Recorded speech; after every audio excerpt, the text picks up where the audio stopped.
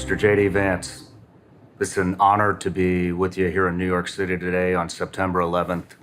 And what a somber and difficult day for a lot of people. And, Sure. and we've got a lot to remember. Yep. We got a lot to be thankful for today. That's right. Well. Yeah. Well, thanks for having me, man. It's good to see you. It's my pleasure. It's my pleasure. So I wanted to talk to you about a little bit about 9/11 and just get some of your personal stories. So Sure. where were you on September 11th, 2001? Yeah. So I was at the school library, Middletown High School, and I remember that because we were sort of in our library session, and everybody flipped on the TVs in the library because the World Trade Center was under attack. And I think we were still in that phase where it's not totally clear whether it actually was an attack or whether it was just an accident. But I was a junior in high school and just sort of watched the day unfold. And obviously we didn't do a lot of schoolwork that day. All of us were just glued to the TV. And I remember going home and, for one reason, the memory that really sticks out, because I lived with my grandmother at the time, my grandmother raised me, is we were really worried about gas, right? Because we sort of realized this is an attack from the Middle East. We didn't know who, we didn't know any of the background, but I just remember taking my grandmother's car and then a family member's car and waiting in line for gas because we wanted to make sure the tanks were filled up in case something crazy happened in the Middle East. And there's just a sense of instability and uncertainty, right? We didn't know what was going on. We didn't know if that was going to be the last attack. And of course, for people in New York, I'd never been in New York in my entire life, but sort of gotten to know the perspective of a lot of people since then. And, even just some of the stories I've heard today, we went to a fire station with President Trump after the memorial ceremony this morning at Ground Zero. And, there's this plaque in the fire station of this guy who died on 9/11, this firefighter who died on 9/11. And there's all these little trinkets and sort of pieces of the guy's life there to memorialize him by. And it sort of hit me that, talking to people and seeing some of this stuff, that he had a son that was born on September the 13th, 2001. So his wife was pregnant with their fourth child. He goes in, he loses his life, and 2 days later she delivers her fourth child. And I met that kid today. And so his 23rd birthday is in 2 days. And I talked with his older brother and his older sister, and it's what you realize. I have 3 little kids. I have a 7-year-old, a 4-year-old, and a 2-year-old. Is each of these kids remembers their dad differently, right? So the guy who was 4 when his dad died, it's just kind of phantoms of a memory, right? He remembers a face or a smile. He has a couple of memories, and then the 8-year-old, she's 31 now, but she was 8 when he died. She actually sort of really remembers her dad, remembers his personality, and so forth. And it was just interesting to hear them talk about their dad, because on the one hand, the young kid is kind of, happy that he doesn't remember that day because it was such a terrible day. Wow. But then you've got the 8-year-old daughter who's yeah, it was a terrible day, but at least I got to remember dad. And just, man, it's wild. It's wild what happened to this country. It's wild how many brave people, how many amazing stories of heroism there are on that day.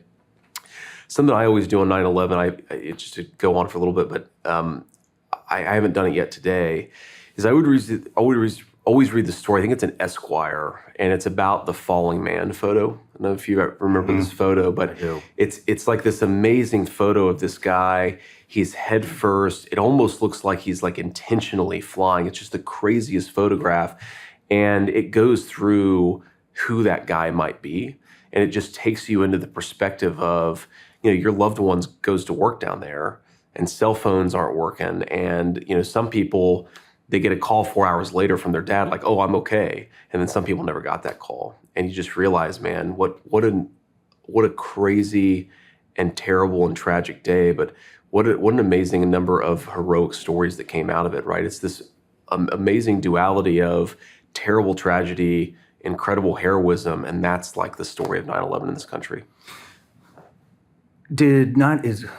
Was the military on the radar at the time before 9/11 happened for you? No, not really, right? So, I came in some ways from a military family. So the grandmother who raised me, she had 6 grandkids. 2 of my older cousins had enlisted in the Marine Corps. And I think they were both still in the Marine Corps when I was a junior in high school, and maybe my oldest cousin had gotten out. But I thought a little bit about it, but not really, right? I sort of assumed that, they were tougher than I was. They'd go to the Marines and I'd do something else.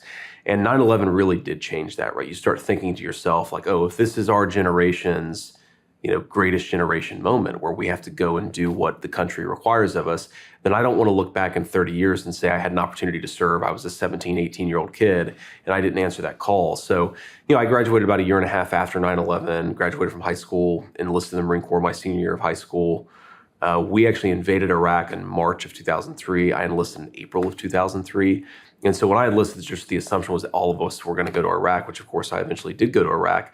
But it was just what you did, right? I mean, there were two kids on my block, McKinley, the 300 block of McKinley Street in Middletown, Ohio, who graduated Middletown High School class of '03. Both of us were in the same boot camp platoon in Parris Island, South Carolina. So there was this spirit of patriotism that was very real. And not, to get too political about it, but I do, when I look back at that moment and think about what, you had Republicans, Democrats, Independents, everybody kind of united together. And I do think in a lot of ways our leadership screwed that moment up, because you could have done something amazing with that sense of patriotism. We were all on the same team. And unfortunately, 5-10 years later, it was like we were all back to fighting each other again. But we had something, I think, very special for a couple years after 9/11. I try not to forget that. I'm with you. Was as tragic as the incident was, I've never seen the country more united. Absolutely. Than those months afterwards. Yeah. And it would be great to get back to that. Dude, it was. I remember talking to my recruiter, like he was turning people away. Like there were so many people who were volunteering in a time of war, right? We were in Afghanistan. We had just invaded Iraq. You had so many people volunteering in Middletown, Ohio, that the recruiter was like picking and choosing between kids who wanted to join the Marine Corps. Like now we have a massive recruitment shortfall, just 23 years later. You think about what that really means about where the country was psychologically, man. You're right, for all the tragedy, we were in a very good place as a united country. And it's heartbreaking in some ways. I think about the people who died on 9/11. I think about the people who died in the years, sort of the immediate years afterwards. And I think in some ways they'd be disappointed with what the country's become, because the very patriotism that motivated them to serve, I think it's going away. I think a lot of people are disappointed with how the country's going. Yeah, of course. But it should be. Speaking of 9/11 and the 20-plus year war that it triggered. Yeah. And you being here today, speaking with the families, speaking with the sons and daughters of firefighters who have died, police officers that have died. Yeah. We both served. We have friends that served. I mean, what is it like for you to talk to these people in such an intimate setting, knowing that the Biden-Harris administration is actively funding terrorism? Yeah. And not just them, every tax-paying American. You're funding them. I'm funding them. Right. Everybody that's paying U.S. taxes is now funding terrorism. Yeah. We're sending $40 to $87 million a week to the Taliban. The IG report came out and said that they had accidentally sent $239 million to the Taliban. 9/11 was a $500,000 budget. What are they going to do with $239 million? Yeah. I've been working really hard to bring this to light. Crazy. Yeah. With a colleague of mine, Scott Mann, and Sarah Adams, and we made a lot of headway. We brought a petition up to bring Masood in to talk about how some of our policies are affecting Afghanistan and the fact that we're funding them. Sure. That bill's been kind of squashed. Bill Hagerty now is spinning something up in the Senate that's a little more aggressive. Yep. And I know we are pending a potential government shutdown on October 1st. Would it be a good idea to shut the U.S. government down if we continue to fund terrorism?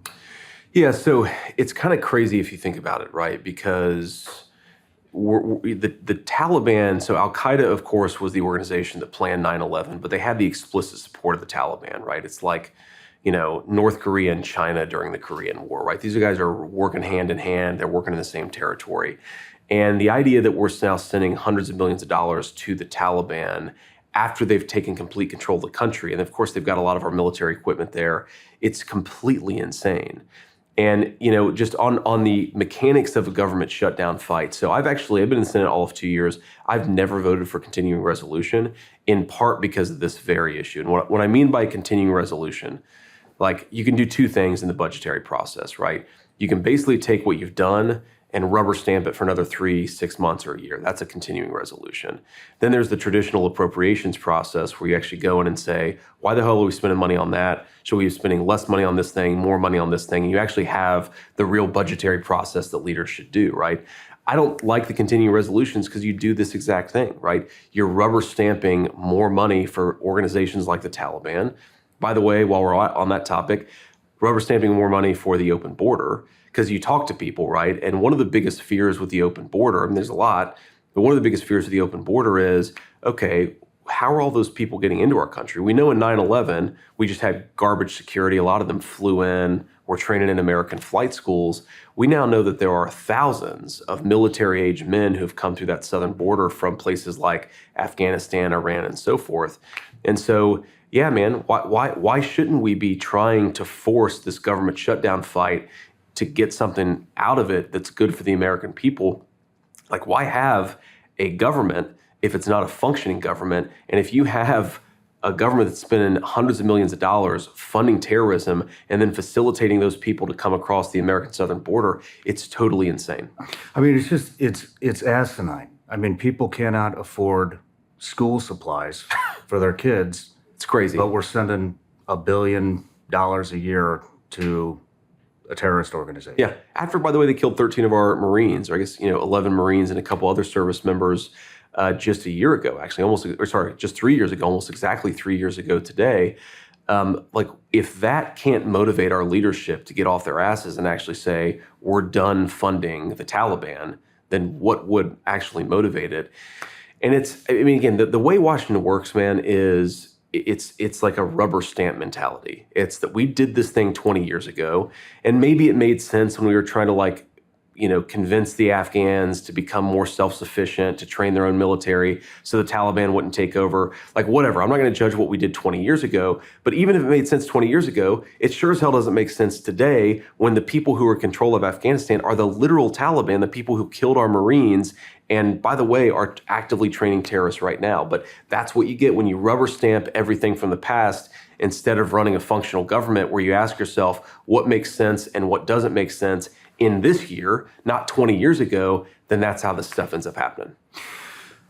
Speaking of wars, I think a lot of Americans are tired of funding all these wars. Yeah, and of course. Last night on the debate stage, we saw Trump and Kamala kind of bat that back and forth. One of his best moments, I thought, last night. Trump had mentioned that he would have this war done before you and him actually take office. Yeah. How exactly would that be negotiated? Yeah, so one thing I'll say about the president, Republicans, obviously I'm a Republican, I'm running as the Republican VP nominee. We like to give Trump credit, justifiably so, for being strong.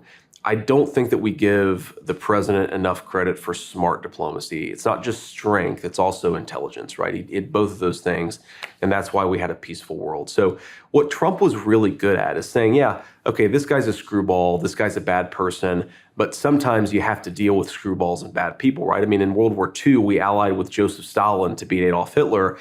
We can engage in diplomacy even with very bad guys. And because of that, I think he was able to keep the world at peace for a very long time. I mean, look, you didn't have the, Iran and Iranian militias attacking Israel. You didn't have, of course, the war in Eastern Europe. You didn't have what's going on in Africa. You didn't have what's going on potentially in East Asia, where the Chinese, I think, are on the cusp of invading Taiwan. I hope not, but I think it's very possible it's going to happen in the next couple of years. So you need somebody that, first of all, people are terrified of, right? You need to be worried that if Donald Trump says something, or Kamala Harris, God forbid, says something, that they actually mean it, right? But you believe that with Donald Trump, you don't believe that with Kamala Harris, right? That's deterrence. That's, oh crap, if we screw with these guys, they're going to come after us hard. But then it's also like sitting down and understanding, like, Russia wants this war to end. Ukraine wants this war to end. Europe, which, by the way, has underfunded this war while American taxpayers have been very generous to the Ukrainians, the Europeans want this war to end because it's jacking up their energy prices. So I think what this looks like is Trump sits down, he says to the Russians, the Ukrainians, the Europeans, you guys need to figure out, what does a peaceful settlement look like? And what it probably looks like is something like the current line of demarcation between Russia and Ukraine, that becomes like a demilitarized zone. It's heavily fortified so the Russians don't invade again. Ukraine remains its independent sovereignty. Russia gets the guarantee of neutrality from Ukraine. It doesn't join NATO. It doesn't join, some of these sort of allied institutions. And I think that's ultimately what this looks like. And by the way, the Germans and other countries have to fund some Ukrainian reconstruction. That is what the deal, I think, is ultimately going to look something like. But I think what's going to happen is President Trump's going to go in there as the president-elect. They're scared of him in Russia. They're worried about him in Europe because they know that he actually means what he says. And I think he's going to be able to come to a deal very quickly, because this is what's insane about this, dude, is the Russians, the Ukrainians, the Europeans are all saying, we can't fight this war forever. Well, why the hell are you fighting it for another day if all of them are trying to find a way to solve it? The answer is, or at least to get over it, right, to stop it. You're not going to solve the war, but you can at least bring the thing to a stop. The answer is Joe Biden is asleep at the wheel. Kamala Harris doesn't know what the hell she's doing. And so their policy is throw money at this problem, hope the Ukrainians are able to achieve a military victory that even the Ukrainians are saying we can't achieve. Donald Trump's policy is, yes, to be strong, but also to be smart. Negotiate. Join me and my special guest for the next behind-the-scenes experience, exclusively available on Vigilance Elite Patreon. The behind-the-scenes footage is raw and uncut. This is as close to the set as you can possibly get. You can expect anything from off-topic conversations, studio tours, the final moments before the interview starts, and everything in between. The behind-the-scenes content is constantly evolving and will continue to bring you more as we grow. You can gain access for just $15 a month exclusively at Vigilance Elite Patreon. I know everybody out there has to be just as frustrated as I am when it comes to the BS and the rhetoric that the mainstream media continuously tries to force feed us. And I also know how frustrating it can be to try to find some type of a reliable news source. It's getting really hard to find the truth and what's going on in the country and in the world. And so one thing we've done here at Shawn Ryan Show is we are developing our newsletter. And the first contributor to the newsletter that we have is a woman, former CIA targeter. Some of you may know her as Sarah Adams, call sign Superbad. She's made 2 different appearances here on the Shawn Ryan Show. And some of the stuff that she has uncovered and broke on this show is just absolutely mind-blowing. And so I've asked her if she would contribute to the newsletter and give us a weekly intelligence brief. So it's going to be all things terrorists, how terrorists are coming up through the southern border, how they're entering the country, how they're traveling, what these different terrorist organizations throughout the world are up to. And here's the best part, the newsletter is actually free. We're not going to spam you. It's about 1 newsletter a week, maybe 2 if we release 2 shows. The only other thing that's going to be in there besides the intel brief is if we have a new product or something like that. But, like I said, it's a free CIA intelligence brief. Sign up. Links in the description or in the comments. We'll see you in the newsletter. When it comes to these wars, especially Ukraine, Yeah. I mean, it gets painted as some type of a humanitarian thing. Sure. I'm not buying the humanitarian thing. I mean, if We it was shouldn't, humanitarian, yeah. we'd be in Venezuela right Neither now. do I, yeah. We'd be in Brazil. We'd be all over. Yeah. What is We'd the be in our own real- communities, kicking out 25 million illegal aliens. Yeah. Good point. What are we there for? Man, it's a tough question. And I think some people have convinced themselves that this is like the great humanitarian mission of our time. And I think that's what drives some of it, even though I think it's fake and it's wrong. I think some people have convinced themselves this is like a war of good versus evil, right? Or Russia evil, Ukraine good. And once you get yourself in that fairy tale mindset, you can justify a lot of stupid activity and a lot of stupid decisions because, of course, we always want to support the good guys. But maybe the truth is the Russians shouldn't have invaded, but the Ukrainians have got a lot of corruption problems too, right? It's a little bit more complicated than that. And unfortunately, you have no American leader who's willing to actually understand what's really going on over there. I mean, I think that some people, look, are going to get rich from that war. You talk about, BlackRock and some of these major financial institutions talking about spending hundreds of billions of dollars on Ukrainian reconstruction. We know the stock prices of defense contractors have skyrocketed since the Ukraine war started. So it's like a complicated mixture, right? Some people are getting rich. Some people are convinced they're the good guys. Some people are convinced this is a great humanitarian mission. And it ends up leading to a very stupid place. And it's one of the reasons why I just want Kamala Harris and Joe Biden to say, what the hell are we doing? What is the goal? What are we trying to accomplish? And the fact that you don't have a president or a vice president who can articulate that means we probably shouldn't be there to begin with. Is there any validity to the point that Crimea sits on a very large natural gas deposit? Oh, I'm sure there's a huge part of that, right? I mean, look, Ukraine is not just Crimea, but is a very resource-rich country, right? And it always has been, and it's got great agricultural resources, it's got great natural gas resources, and again, a lot of wars get fought over natural resources, and I guarantee you both the reasons the Russians are interested in part, the reasons the Europeans are interested in part, and certainly a lot of American investors, it's got a lot to do with money. Let's just be honest. Would it be in our best, if it is, and we're there to build the infrastructure to get that natural gas into Europe, would it be in our best interest to stay there and see Ukraine hold on to Crimea? It seems like that would be good for U.S. interests. I think that the problem is there are a lot of risks to us of staying there and trying to encourage the Ukrainians to hold on to Crimea, right? The question is, how many American lives would it cost to do that? And if the answer is more than zero, then I'm out, right? I'm sick of wasting American lives being the policeman of the world. The other thing, dude, is we got plenty of natural gas resources ourselves, right? This is one of the things that's so stupid about our Russia policy. With the one hand, we're saying that we want to save or we want to prevent the Russians from funding the war machine. We want them to get out of Ukraine. With the other hand, we're shutting down our own energy resources and shutting down the European energy resources. Well, who does that make rich? Russia, right? So the one hand, we're going to sanction Russia. With the other hand, we're going to get them rich with natural gas and oil resources. It just doesn't make an ounce of sense. Let's move to Israel. Yeah. The other war that's going on. What is our position there? Man. Well, what our position should be is that we want Israel to end the war as quickly as possible. We want them to destroy Hamas, and we want them to actually build some alliances with the Arab Gulf nations so that the Saudi Arabians who don't like Iran, the UAE, which doesn't like Iran, and the Israelis, which don't like Iran, can provide a kind of regional counterbalance, right? Like that's how alliances work, right? They don't like each other on everything, but they don't like Iran. But they can't do that peace process. The Israelis and the Saudi Arabians can't come together while Israel has Hamas in its backyard, right? Doesn't make sense for Israel, doesn't make sense for Saudi Arabia either. So what we should be trying to do here is get the war over with, destroy Hamas, and restart that peace process.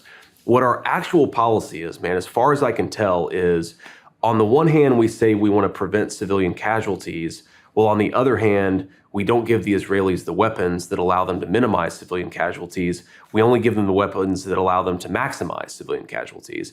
And we're also telling them, we want you to finish the war, but you can't prosecute the war in a way that allows you to actually destroy Hamas.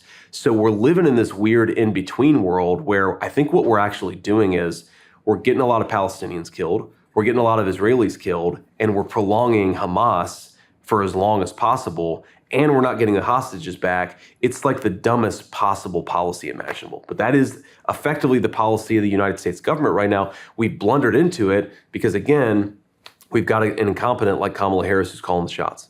Could you be a little more specific on maybe what a successful conclusion to that war looks like? Yeah, I mean, I think you have, obviously, my understanding is right now, pre-war, I should say, you had about 25 Hamas viable fighting battalions. Now they've got it down to about 4. And it's a very narrow slice of Gaza where those 4 battalions are left over. Now, obviously, that's some of the hardest fighting, right? Those are the holdouts. Those are the people who are really going to fight for the death. But you've got to destroy all 4 of those battalions, right? Now, there could be a deal, like if, for example, the leader of Hamas just gave up and said, all right, we'll demilitarize. Maybe he goes and lives in another country. Maybe he gets arrested. But I don't think he's going to do that. So I think the Israelis really are going to have to clear out every single last vestige of Hamas. That's tough fighting. Got a lot of people going to get killed. Obviously, a lot of Israelis have already died. But I don't know. I mean, if you look at it from their perspective, and my attitude on this is, I'm pro-Israel, but it's their country. They can call the shots. I want to focus on the United States of America. But if you try to look at this from Israel's perspective, like, I don't know how they can possibly allow this entity to continue as a viable military, right? It's like, imagine if Al-Qaeda existed in Mexico City and then 10,000 Americans get killed in Southwest Texas. There is no way that we're going to tolerate that kind of threat on our back door. You just got to get rid of it. And then you can, I think, focus on peace. And by the way, once you destroy Hamas, then again, I think it restarts the Middle Eastern peace process. Trump called it the Abraham Accords, which is where you get the Arab nations on board with the Israelis. And again, why are they on board? Because they both don't like the Iranians. Interesting. Yeah. Interesting. Let's talk about how close we are to potential World War III and nuclear warfare. Way too close. How could this go if it doesn't go? How could this end up in World War III? I think a couple of different ways, right? So I'm sure that Russia has red lines, some of which we're not even aware of in Ukraine. You get to a situation where, is a Russian red line crossed? They're a nuclear power. Do they start using tactical nuclear weapons in eastern Ukraine? If that happens, then probably at least some of the Eastern European countries like Poland have to get involved. That balloons into a World War III scenario. I think the most likely and the most dangerous scenario is Iran and Israel right now. So obviously the Israelis are on high alert. They just had this terrorist attack. They're dealing with Hamas. What if in North Israel, a bunch of Iranian-backed militias start killing thousands of Israeli civilians? Okay, so the Israelis invade, do the Iranians counterattack, and now you have Israel, Iran in a regional conflict. The Turks probably have to get involved. The Saudi Arabians probably have to get involved. And then that is the sort of thing that could balloon into World War III. And then the final thing, man, is China wants Taiwan, right? Everything that we have tells us the Chinese want Taiwan. America, I think, has left Taiwan in a really crappy position because we've sent all our weapons to Ukraine. The Taiwanese, I don't know that they could repel a Chinese invasion right now. And so do the Chinese invade Taiwan? That leads to some sort of accelerating conflict there. So there are basically at least 3 hotspots in the world right now that each have the potential to become a major worldwide conflict. It's really scary. And this is one of the reasons why I say, like, you don't want an incompetent as president of the United States right now. Like, you go back, I mean, look, there are some people I disagreed with. I mean, hell, I disagreed with a lot of George W. Bush's foreign policies, obviously disagreed with a lot of Barack Obama's foreign policies, but these were like fundamentally capable human beings, right? Mm-hmm. Donald Trump is a capable human being. I think more than capable, but I'm biased. Kamala Harris is not a capable human being. Like, do you really want, in the midst of a high-pressure conflict, her negotiating with Xi Jinping about Taiwan? Or do you want her over there in Moscow or Kiev negotiating with the Russians, with Vladimir Putin about the peace settlement in Ukraine? This is scary, scary stuff. And you talk about a person like Kamala Harris who can't even answer a simple question without retreating into slogans and talking points. What about when the cameras are off and she's in a private room with world leaders? That's scary, scary stuff. And that's maybe what worries me about more than any of her domestic policies is what happens if the shit hits the fan? I don't think Kamala Harris can handle it. Why do you think China hasn't made a move on Taiwan yet? It seems like every chess player on the globe has made the move since the Biden and Kamala took office. And so why hasn't China made their move yet? What are they waiting for? I think there are a few different explanations, and maybe all of them are true, at least a little bit. I think one thing is, even in a relatively weakened position, it's not an easy military maneuver. So maybe the Chinese don't want to kill a lot of people, especially their own people. Maybe that destabilizes them politically. That's one solution, or one possible answer. I think another possible answer is, look, Xi Jinping, my understanding, and this is all, guesswork, we're sort of judging with imperfect information, but my understanding is that he is not in the strongest position politically right now, that 5 years ago or maybe 5 years in the future, he'll be in a slightly stronger political position. And so maybe it's more likely to happen, say, not in 2027, as opposed to, so 3 years from now, as opposed to right now. The other thing that you hear is maybe the Chinese don't think they ultimately need it, right? So maybe we're actually misunderstanding what their calculus is. Maybe their attitude is they can control Taiwan from the outside without ever having to invade it and control it from the inside. And there's probably some element of truth to all those explanations, but I think eventually, my guess is they're eventually going to make a real military move on it. It's probably going to be sooner rather than later. I hope not, but we'll see. Because right now, if they do it, we're not in a good position with the leadership we have. Those are some perspectives I haven't heard before. Thank you. Yeah. Let's move on to the border. Sure. So the border, we have, I hear 11 million, 15 million, 21 million. Yeah. Whatever. It's millions and millions and millions of illegal Correct. immigrants that are calling the U.S. home now. That's right. We're paying for it. You guys have a plan. I'd like to dive into how exactly are you going to go after and remove all of these immigrants? Yeah. So first, let me preface that because I think you got to stop the bleeding, right? Whenever you got a problem, like, somebody cuts your leg off, stop the bleeding and then figure out how you're going to reattach the leg. The stop the bleeding thing that we have to do is reclose the border, right? Re-implement deportations, re-implement the Remain in Mexico policy. I think people don't fully realize that the reason the border is such a nightmare is that somebody will come into the country, say that they're seeking asylum, and if you're Border Patrol, you have to let them into the country. They get a work permit, they can live in the country for 10, 12, 15 years, and then maybe 10, 12, 15 years later, they get a court date to adjudicate whether their asylum claim is legitimate. But of course, most of them don't show up for that court date, right? So that's one of the main reasons why you have an open border. The way that Trump solved that is he made all these people wait in Mexico while their asylum claim was being adjudicated, which means a lot of people never came to begin with because they didn't want to go to Mexico. They wanted to go to the United States, right? So you re-implement those policies, you get illegal immigration back down much lower. It's well north of 10,000 a day under the last couple of years of Kamala Harris's leadership, get it much lower, and then you figure out what to do with I think it's probably 25 million illegal aliens who are here right now. So the way I think about this, and I'm asked by the media about this all the time, and I always say, it's like eating a sandwich, right? It's like asking somebody, okay, how are you going to eat this sandwich? It's 10 times as big as your mouth. Well, you take the first bite, then you take the second bite, then you take the third bite, right? You do this sequentially, and I think that's how you have to think about it. So you start with the million illegal aliens who are violent criminals, who have committed violent crimes in the United States of America, and you do everything that you can. You round them up, you get them out of this country. You just have to, right? Those are the most violent. How do you know who the criminals are? Because most of them have actually committed crimes in the country, okay, right? So either they're in American jails or they were released. I mean, Kamala Harris has released a lot of people who were arrested for committing violent crimes, and then some of them go on and commit further violent crimes. Some of them are just bouncing around. They probably are committing crimes but not being caught. But that's a real law enforcement focus. Get the violent criminals out of here and you focus on them.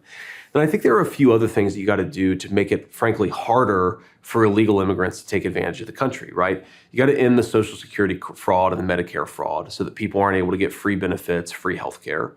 What I think we ought to do, I actually have a piece of legislation on this in the Senate, is you tax remittances, right? Because you think about somebody comes in here, they're an illegal alien, they're working, and they're sending all their money back home.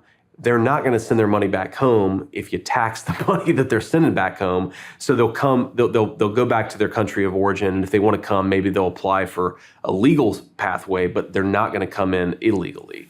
And then I think you also got to make it harder for employers to hire illegal labor, right? I mean, this is one thing that I think, Republicans, we've got to sort of accept is part of the problem is illegal aliens breaking our laws. Part of the problem is employers are encouraging them to come in and break our laws because they'd much rather pay an illegal alien under the table than pay an American worker. And so I think you do those things, focus on the criminal migrants, deport the people you've got to deport, make it harder for illegal aliens to work in this country. I think you solve a whole chunk of the problem. How would we tried to lock the border up first go around. Yeah. What's going to change this go around? So a couple things. I mean, first of all, it wasn't perfect when Trump was president, but man, it was very good.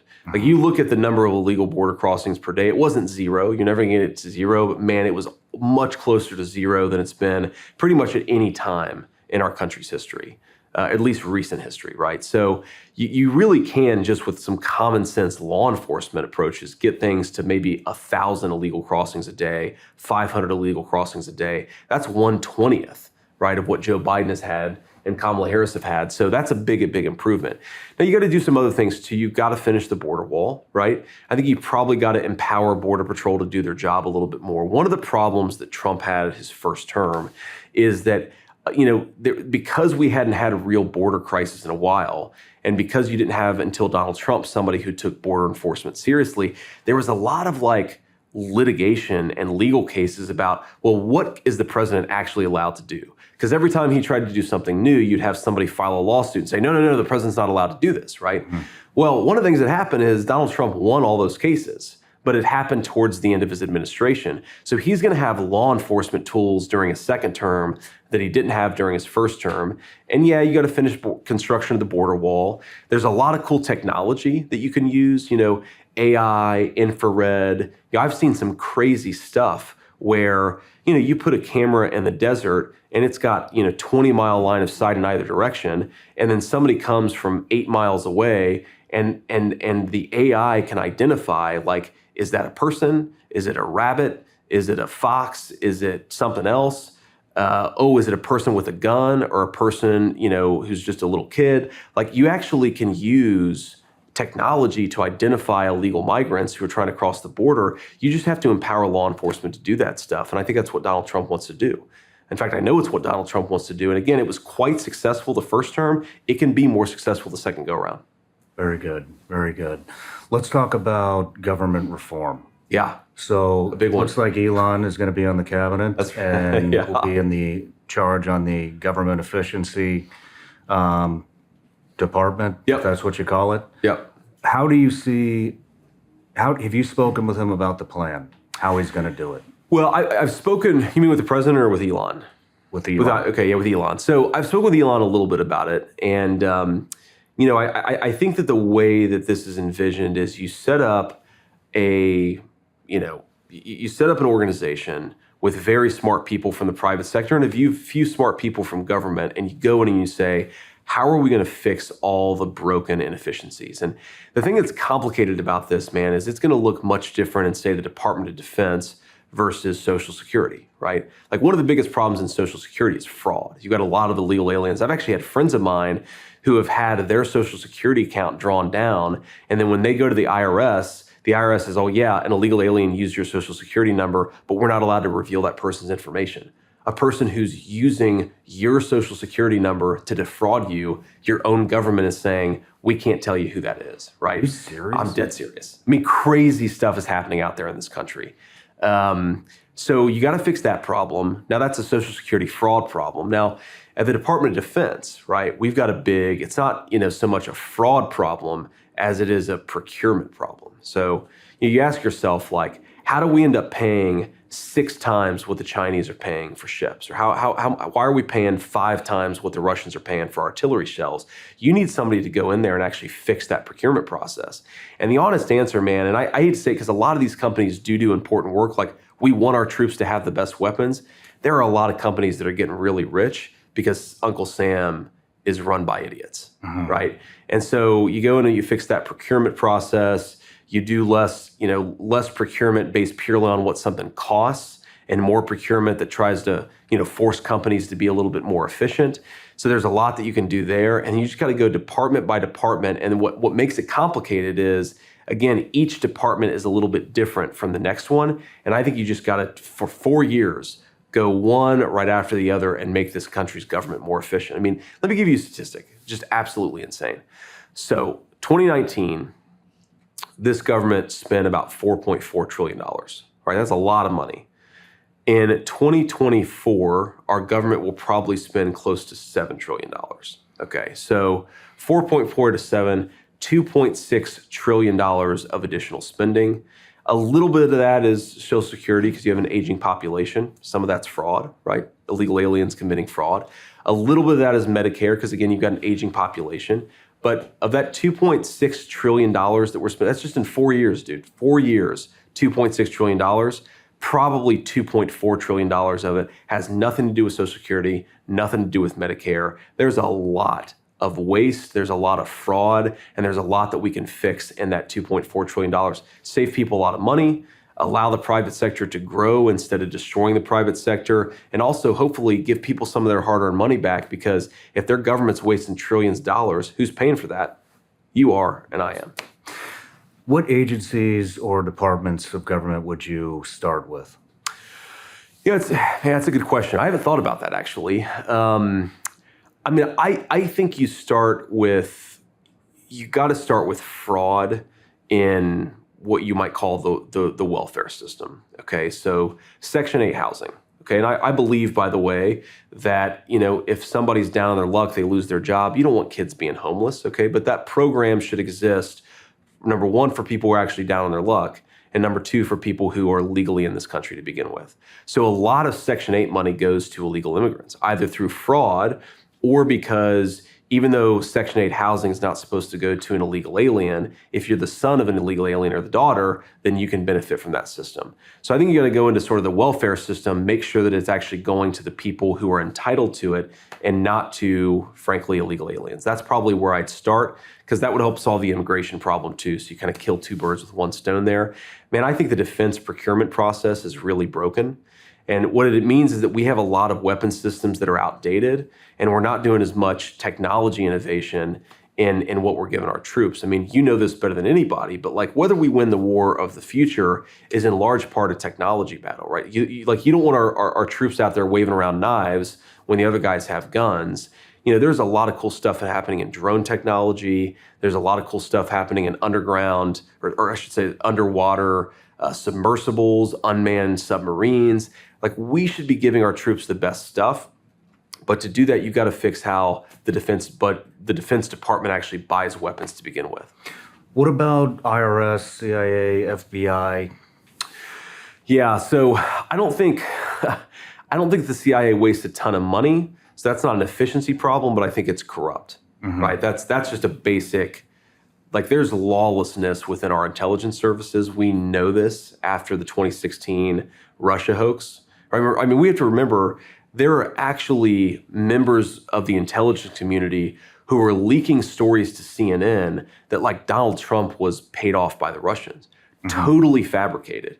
None of those people have been fired. And they ran the same playbook in 2020. Remember the Hunter Biden laptop story, that they used our own intelligence services to justify big tech censoring that story, right? Why did Google, Facebook, Twitter, why did they all censor that story? Because some of the members of our own intelligence services, the FBI, the CIA, were telling them, you're not allowed to run this story because it is Russian disinformation, right? So you have to fix that problem. I don't think you save a lot of money doing it, but you make the people's government work better, which is maybe the most important thing. Interesting.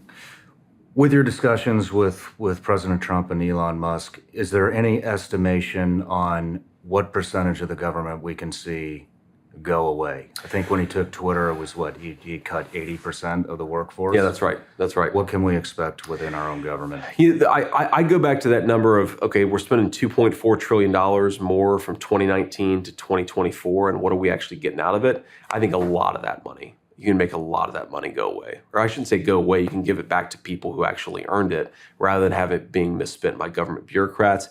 I think you can fire a lot of, or at least, get rid of a lot of the federal workforce, right? I don't know if it's 80%, but it's a lot, because look, there are a lot of people. I mean, look, if you go to Washington, D.C. right now and you go to the Social Security Administration, there are a lot of people who aren't showing up to work. And you know why they're not showing up to work is COVID. They're still doing remote work in some of these agencies. Like, if your job is not important enough for you to show up and actually do it, then maybe you shouldn't be collecting a taxpayer check to begin with. And so I think there's a lot that you can cut. There's a lot of efficiencies you can get out of there. And I really do think you can save hundreds of billions of dollars, maybe even trillions of dollars, just by making the people's government work more efficiently. Perfect. Yeah, but so just on this point, one more thing there is, like, okay, think about this. So I'm sure you've used the VA system before. I know I have. When I got out of the Marine Corps in 2007, the VA was the main way that I got healthcare from 2007 to 2012. So here's my read of the VA, being a senator, dealing with the VA, but also experiencing it personally. Probably 90, 95% of the people who work at the VA are fantastic human beings. but then you've got like a small slice of the VA that's bad apples that make it really hard for everybody else to do their job. This is why veterans spend 3 hours on the phone trying to get an appointment. This is why you have people committing suicide because they're waiting 28 days to get an appointment with a doctor. Like just crazy, crazy stuff. But it's a small sliver of the VA. You ought to fire those people, right? Give the people who are doing their job a raise, a promotion. Fire the people who aren't doing their job. You save money. You also make these agencies work better for the American people. That's interesting. I mean, I'm a veteran as well. Yeah. I tried the VA system. I never walked back, and so I am curious to know: would you ever consider privatized healthcare for veterans? I think I'd consider, and Donald Trump was really good at this, doesn't get enough credit for this particular innovation, but giving veterans more choice, right? So, let's say you're in a rural hospital, your closest VA is 120 miles away. Why force a veteran to drive 2.5 hours to that VA facility when he can get cheaper and good care right in his backyard, right? So I do think that we ought to open up choice and optionality for veterans. I think that there is areas where the VA actually works very well. So I wouldn't say get rid of the whole thing. I would say give people more choice. I think you'll save money in the process. You also give veterans a lot more optionality. Okay. Speaking of technology, you being a tech venture capitalist, you understand the importance of AI technology. Sure. Xi Jinping has said the winner to the AI race will achieve global domination. How are we going to get in that mix? Especially with our power grid. I mean, we need more power to power artificial intelligence. The left wants us on this green initiative. They don't want to go nuclear. Yeah. I mean, how are we gonna compete? Well, if the left gets their way, we won't. There's just no way around it. I mean, what I didn't realize until I actually, looked into this is the amount of power you need to run modern AI is absolutely off the charts, right? I mean, you'll need twice as much power, 3 times as much electricity as we have in this country right now if you get AI going in all the ways that it could. I mean, things like, okay, let's say you take a picture of your arm and you send it off to an AI company, and that AI, that the company can tell you with 100% certainty whether you have any skin cancer on your arm, right? Think about how much money that's going to save. Think about how many lives that's going to save. But the power you need to run all that computing technology is crazy. It's like, take what you need to run New York City, add AI, and then double or triple what you need to run New York City just in this one small geographic area. So number one is you've got to unleash American power. Now, the good news is we actually have it, right? Between nuclear, natural gas, and everything else, we have the power that we need. We could run an AI economy for 500 years just with the natural gas that we have in Ohio and Pennsylvania. The problem is Kamala Harris won't let us get that stuff out of the ground. She has decided to prioritize oil and gas in Iran and Venezuela than oil and gas created by American workers that's mined from American territory. It's totally insane. That's number one, is you really got to unleash American energy. And unfortunately, we've got Kamala Harris who wants to do the exact opposite. The other big thing, man, is, look, I believe in merit. Whether you're black, white, I don't care where you come from. I don't care who you sleep with. Like, I want the best people for the job. And the way that we lose the AI race is by all of this ridiculous diversity crap that forces companies and forces innovators to not hire the best people. Like, this is my theory, by the way, about what's really changed about Elon Musk. Like, dude, Elon Musk was like a center-left Democrat 10 years ago. Like, what really changed with Elon Musk? Elon Musk wants to get to Mars. And to get to Mars, he needs the smartest engineers in the world. He wants to hire who he wants to hire, not who a government diversity bureaucrat tells him who to hire. I think that's the big reason why Elon Musk has become more conservative, is he just wants to hire the best people for the job. He doesn't want bureaucrats telling him who he has to hire. That's the second thing, is we've got to end this ridiculous diversity, equity, inclusion garbage. Best person for the job, good old-fashioned American merit. That's how you win the race to AI. That's how you get to Mars. Final point I make is, think about AI, you need software and you need hardware, okay? What is the hardware? It's computer chips. Mm-hmm. And this is where China has really, really invested, and America's got to do a better job. It's too hard to create computer chips in this country. You need power, you need water, you need minerals, you need rare earth materials, you need a whole host of things. But if China dominates the computer chips, they're going to dominate AI, because you can't do AI without the next gen computer chips. So we've got to invest in creating that infrastructure to do the next generation of computer chips. And let me give you just one example how insane this stuff is. So there was a big bill that came out of Congress a couple of years ago, and the whole point of it was to promote the American computer chip industry, to manufacture more computer chips in America. Something that I think is a good idea. Agree or disagree, we got to make more computer chips. How could it be a bad idea? I mean, look, I think most people agree with this. Probably 90% of Americans agree with us on this, okay? So here's the problem, though. The way that program has been implemented is Gina Raimondo, who's Kamala Harris's Commerce Secretary. She's trying to make Intel and Taiwan Semiconductor and all these companies that are manufacturing in the United States of America check all of these ridiculous progressive politics boxes before they can manufacture. Like, for example, do you have the right diversity policies? Do you have the right human resources policies? Are you targeting your recruitment to have the right racial mix depending on the communities that you're operating in? And these companies are like, we just want to hire the best people for the job. Like, does anybody really think that Intel is going to discriminate against people based on their skin color? It's ridiculous. Let them hire the best people for the job. But it goes to show how progressive politics destroys the actual infrastructure that we need to build this stuff out. Thank you for clarifying that. Yeah. On the subject of censorship, since we're on with Elon, we know what's happening in Brazil. Sure. They blocked X. Now they've taken Starlink, to my understanding. Are we going to see any blowback if you and President Trump take office about all of the censorship that happened before? Yeah. Mark Zuckerberg just released that letter saying, "Oh, I fell to victim to the FBI pressure me to censor." Are we going to see any repercussions for people that censored? Yes, we're going to fire the people who censored. We're going to fire the people who were telling Mark Zuckerberg and all the other technology companies that they needed to censor.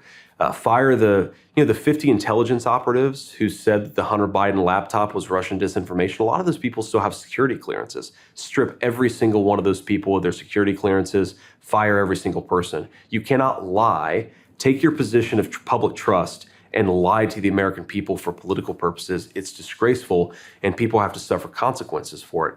Now, the other thing is we've got to be willing to use American soft power to promote a free speech society. So you talk about Brazil, the leader, I forget exactly which official it was within the European Union, but sent Elon this threatening letter that basically said, we're going to arrest you if you platform Donald Trump, who, by the way, is the likely next president of the United States. So what America should be saying is, if NATO wants us to continue supporting them, and NATO wants us to continue to be a good participant in this military alliance, why don't you respect American values and respect free speech? Excuse me, it's insane that we would support a military alliance if that military alliance isn't going to be pro-free speech. I think we can do both, but we've got to say American power comes with certain strings attached. One of those is respect free speech, especially in our European allies. Like, look, I'm not going to go to some backwoods country and tell them how to live their lives, but European countries should theoretically share American values, especially about some very basic things like free speech. This is my last question. We're running out of time here. And I talked to a lot of just everyday Americans. Yeah. And the one thing that everybody wants me to ask you is childcare costs, healthcare costs. Yeah, man. Yeah. I just talked to my brother-in-law. He's paying $60,000 a year on childcare and healthcare costs. Yeah. And so, Kamala voted against the childcare tax credit. Yep. Several years ago. That's right. How are you and President Trump going to make healthcare, childcare, these kind of everyday necessities more affordable for everyday American people? Yeah, so it's funny, man. Kamala Harris says that she now supports the child tax credit. The biggest expansion of child tax credit was when Donald Trump was president, and like you just said, she voted against it. And this is one of the reasons why Trump joked last night at the debate. He joked like she's going to put on a red MAGA hat, because every position that she once held, she's running away from, and she's running to Donald Trump's positions because they're smart and because they're popular. But I think it's important, like, don't believe what Kamala Harris says that she wants to do. Believe what she's actually done and what she's actually failed to do. But on childcare costs, I think there are a couple of things that we got to do here to give Americans more choice. But also, I think if you give them more choice, you can lower costs in the process. So you ask yourself, there's a lot of federal support that goes to childcare, but it's kind of crazy. It only goes to one particular model. And that model is a daycare center that you pay for, which, look, a lot of families want to rely on that model. A lot of families need to rely on that model. I'm not saying we penalize them, but we should allow other families who want to use different things to do that too. Like, for example, let's say that your church wants to have a daycare system set up. A lot of people would prefer to have their daycare also be their church because they know those people, right? They trust those people already. If they've already got a relationship through their church, the federal government does not help church-focused daycare centers. They do help a lot of non-church focused daycare centers. So if you're a nonprofit organization and you are in the community and you want to set up a daycare center, we should not be penalizing you for wanting to do that. You ought to have the same support that everybody else has. Another example of this is, let's say, for example, you have an aunt, an uncle, a grandparent. They'd like to help you with the kids, but for financial reasons, it's just not possible. There are a lot of ways in which we make it harder for grandparents to play a role in the childcare of their grandchildren. And again, like, some people don't have access to grandparents, and that's fine. But if your grandparents are there and want to help, we should be giving them the same supports that we give to external daycare centers. But there's so much federal money, so much taxpayer money that goes to just the daycare center. It should be going to the nonprofits too. It should be going to the churches too. And I think it should be going to the grandparents and the aunts and uncles too. And if you spread out and gave people options, right, gave people more choices, then that means those daycare centers are under less pressure. You have fewer people who are trying to use those resources, so it drives down the cost of all childcare. And it is the craziest federal policy that we basically, and we have these things called child development block grants, and there are other federal programs, and it subsidizes one model of childcare. Give Americans choice. Let them do what they want to do, and I think that will lower the cost of childcare for a lot of American families. Thank you for that. Yeah. If I could, I have one Please. more question to pop in. Absolutely, man. I asked President Trump this when I interviewed him a couple of weeks ago, and I said that I thought that the most challenging part of your campaign was the women vote. Yeah, sure. How are you guys going to win over the women vote? I mean, Taylor Swift just came out last night. I saw that. Endorsed Kamala. Well, look, all respect to Taylor Swift. I don't think that billionaires endorsing candidates, celebrities endorsing candidates really matters that much. I think that we have to make our pitch to the American people. And in particular, there are issues that affect all Americans, but I think affect women voters in particular. So public safety, right? Women voters want their kids to be able to grow up in safe communities. They want their kids to not be affected by the terrible fentanyl that's coming across the southern border. I mean, I was in Georgia the other day, and these cops showed me fentanyl disguised as child's candy, nerds candies, because the cartels are using this to get around our security protocols. But what happens when you're a mom and your kid picks up a packet of candy on the playground and it kills them because they ate a piece of candy and it happened to be fentanyl that a cartel had brought into our communities? Or, let's say you're a single woman and you want to ride the New York subway, or you want to walk through Central Park in public safety, but Kamala Harris has allowed millions of criminal migrants to take control of your communities. I think our message to single women, to married women is, we want you to grow up in safety and security, and we're going to pursue policies that make it easier for you to walk around the street in your own country and feel safe and secure. Whether you've got kids, whether it's just you and your family deserve to be safe and secure, and that's something Kamala Harris has taken from you. And I think if we make it about policy and how our policies make communities safer, then I think we win on that argument. And I think we're gonna get a lot of women voters to come on to our side. Another issue, right? We know this in reality. I've been told that about 70% of the grocery shopping in this country is done by women, okay? So like, I like to go to the grocery store. In our family, I do more of the grocery shopping than my wife, but I think most families, the wife tends to do more of the grocery shopping. Okay, so they're affected by the rise in food. And they're affected by the fact that a lot of young people can't afford to buy a home, right? A lot of young women would like to buy a home, and they can't do it because of Kamala Harris's policy. So I think if we hammer home the message that you can't buy a home, you can't buy groceries, you can't afford to turn on the heat at night because Kamala Harris has made food, energy, and housing more expensive, then I think that will have a special appeal to women voters too. Again, it affects everybody, but it maybe affects women a little bit more. Thank you for clarifying. Of course. Well, Mr. Vance, I Call me just want JD, to say please. that I'm a former SEAL and CIA contractor. I have a lot of colleagues that I keep in touch with who are still in and out. Everybody is behind you guys, Thanks, including man. me. I wish you the best of luck. And I have one more thing to say. Not everybody's going to vote. So if you are going to vote, go drag a buddy out. That's exactly Get right. him to vote. And that's how we win this thing. That's how we win this thing. Thanks, man. God Good bless. to see you. God bless you.